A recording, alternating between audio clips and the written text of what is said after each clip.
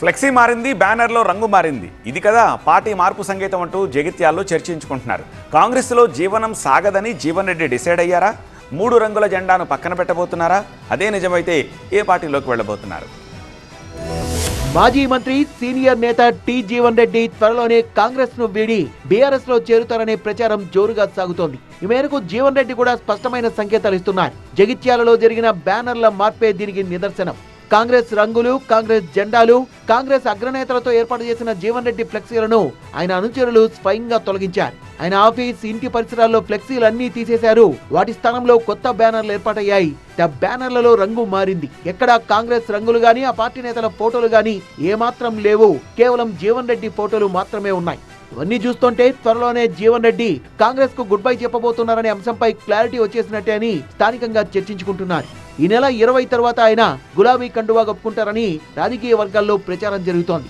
4 దశాబ్దాలకు పైగా రాజకీయాల్లో ఉన్న జీవన్ రెడ్డి జగిత్యాల నుంచి 11 సార్లు పోటీ చేసి 6 సార్లు విజయం సాధించారు. 3 సార్లు మంత్రి, 1 సారి ఎమ్మెల్సీ. ఇలా ఎన్నో పదవులు ఆయన్ను వరించాయి. ఇదంతా ఒకప్పుడు. ఇప్పుడు సొంత పార్టీలో జరుగుతున్న పరిణామాలతో ఆయన తీవ్ర అసంతృప్తిలో ఉన్నారు. జీవన్ రెడ్డి అసంతృప్తి వెనుక అనేక బలమైన కారణాలున్నాయి. 2023 అసెంబ్లీ ఎన్నికల్లో కాంగ్రెస్ అధికారంలోకి వచ్చిన ఎమ్మెల్సీగా ఉన్న ఆయనకు మంత్రి పదవి దక్కలేదు. ఎమ్మెల్సీ రెన్యువల్ కూడా జరగలేదు.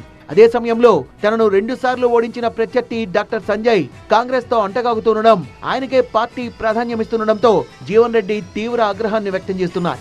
జగిత్యాల మున్సిపల్ ఎన్నికల్లో తన వర్గానికి ప్రాధాన్యత దక్కలేదని భావించిన జీవన్ రెడ్డి తన అనుచరుల్ని ఇండిపెండెంట్లుగా నిలబెట్టి 14 మందిని గెలిపించుకుని పార్టీని ఇరకాటంలో పెట్టారు. అలాగే రాయకల్ మున్సిపాలిటీలో బీఆర్ఎస్ కు చైర్మన్ పదవి దక్కేలా పావుల్ని గదిపి కాంగ్రెస్ కు సవాల్ విసిరారు. రాజ్యసభ సీటు కోసం ఆయన చేసిన ప్రయత్నాలు కూడా విఫలం కావడంతో ఇక పార్టీలో కొనసాగడం వృధా అనే నిర్ణయానికి వచ్చినట్టు సమాచారం.